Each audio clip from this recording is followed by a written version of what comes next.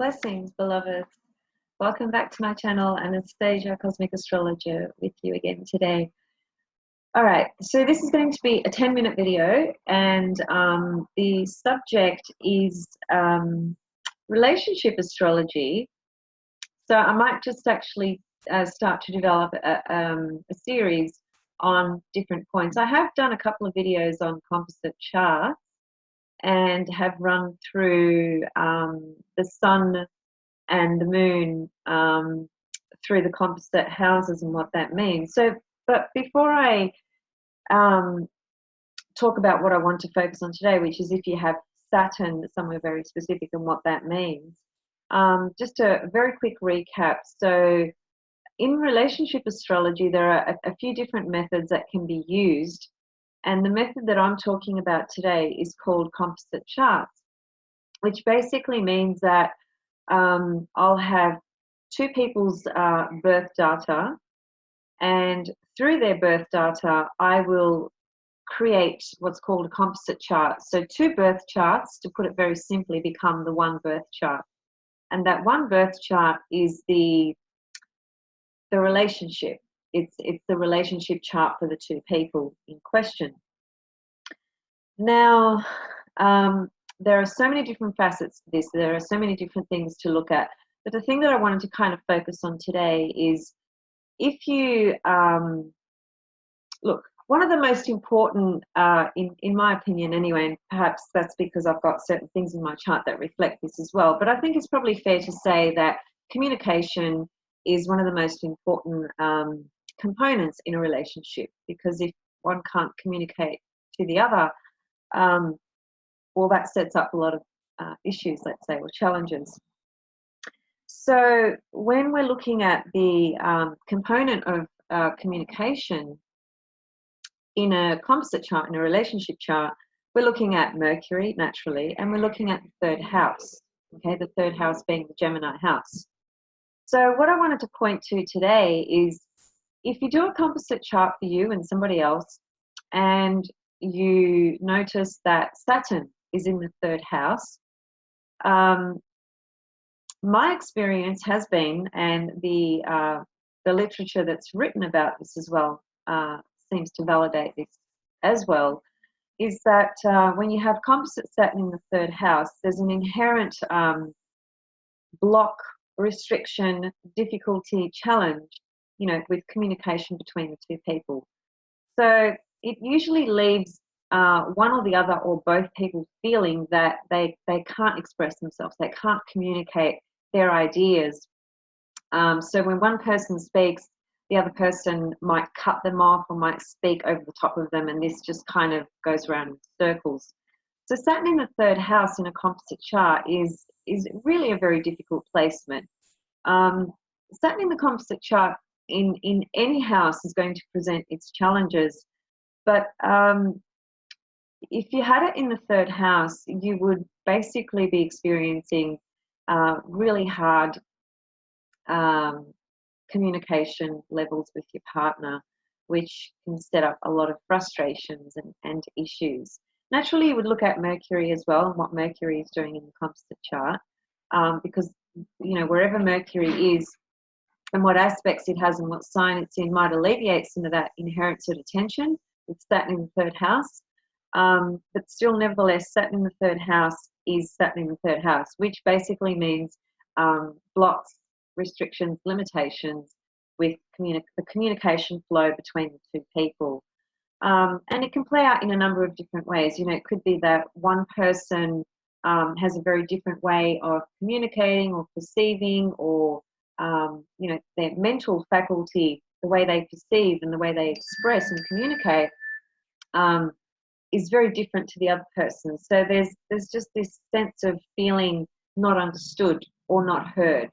And that can be by one or both people at different times or at the same time. So Saturn in the third house in a composite chart isn't ideal, but it does happen. People do get it. I've had relationships in the past where I've had composite Saturn in the third house, and I've experienced that exact same thing that I'm talking about right now, which is I was not able to share my ideas. And for me, it was actually all about my my astrology and my sort of spiritual life and my views on a philosophical level and all of that, even though that's not third house, it's ninth house, but the third house is the channel of that voice and that communication, that expression, verbal expression. So Saturn there, it places some blocks and limitations, and it can be really, really frustrating. And look, frankly speaking, you know, if I saw that I was going to have a Saturn in the third house in composite chart for somebody, I probably wouldn't open myself up to that relationship. I know that sounds a bit judgmental or maybe a bit limiting, or it doesn't matter. That's my choice anyway. But I just wanted to let you guys know that that's what you can expect with the Saturn in the third house. Now, I just want to throw, you know, the flip side to that, and I just want to share what Jupiter would mean in the third house. And I'm bringing up Jupiter because Saturn and Jupiter, you know, two very different forces, two very different energies. One poses limitations and one enhances growth and expansion and development. Saturn is development as well, just on a very different level. But anyway, keeping it very simple, if you had Jupiter in the third house in the composite chart, then there's an incredible sense of feeling so connected on that communication level, where both of you are essentially expanding and experiencing a sense of expansion through the dialogue that you have and all the things that you share on that mental mercurial level. So there's an exchange of ideas that can really enhance growth, you know, on a deeper sort of level, on a more expansive level, on a universal kind of level. So Jupiter in the third house means that two people love to share their ideas and love talking, and that exchange is basically expansive. It's expansive for the relationship. But Saturn is the very opposite story to that. So that's really what I wanted to share today. Just a very quick little video. And as I said, I'll do a series and I'll talk about all the different planets through the houses. I've done the sun and the moon, so I won't be doing those again, but I will be doing the rest of the planets that remain. Now, today I just briefly touched on Jupiter and Saturn. You know, there's a lot more to it than what I've just said. I've really just, you know, it's the tip of the iceberg, so to speak. But they are very strong statements that really do describe an inherent pattern or theme, energy that is experienced through the relationship, through the two people.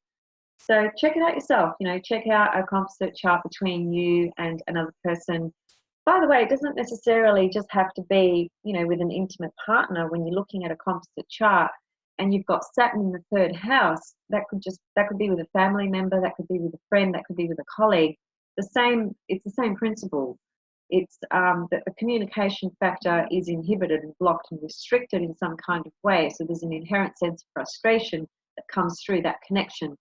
But, you know, when we're talking about other relationships, such as, you know, colleagues or other family members or friends, you know, it's perhaps a bit more tolerable. You know, we can tolerate so that kind of experience perhaps more, because when you're talking about a lover or a partner that you're sharing your most intimate sort of experiences in life with, then the aspect of communication is the basis of, you know, where everything kind of emerges in terms of sharing from that mental level. Of course, there are many other levels of exchange that go on, you know, relating to the world of intimacy, which has many different faces. But it is through speaking that remains to be a primary sort of force of expression and sharing, you know. So yeah, and as I said, you know, if you have Jupiter there, well, you're pretty lucky. But yeah, just have a look yourself at a composite chart between you and another person, and you'll find that if there's a difficulty in communication between you and the other person, in the form that I explained, which is one or both of you struggle to communicate to each other or don't feel heard or understood, there's probably a Saturn in the third house in the composite chart, or a Mercury conjunct Saturn in the composite chart. That's the same thing. It's like if you don't have Saturn in the third, but you have a Saturn-Mercury conjunction in the composite chart, it poses the same inherent challenges.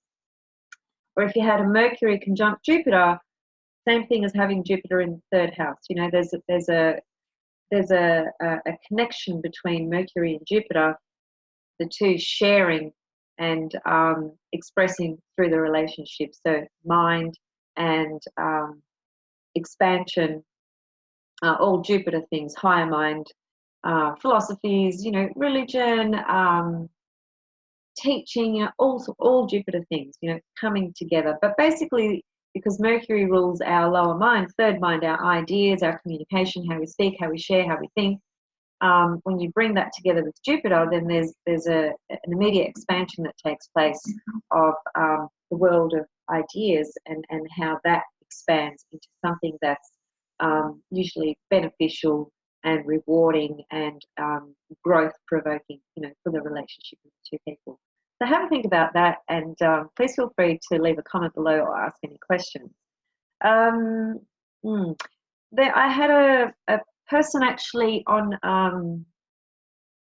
YouTube send me an email who asked me a question about Lilith aspecting Mars. I might leave that actually because that's a very separate topic altogether. Okay, going to leave that there now. Thanks, guys. Thanks for watching. See you soon with series of relationship astrology. Thanks. Bye.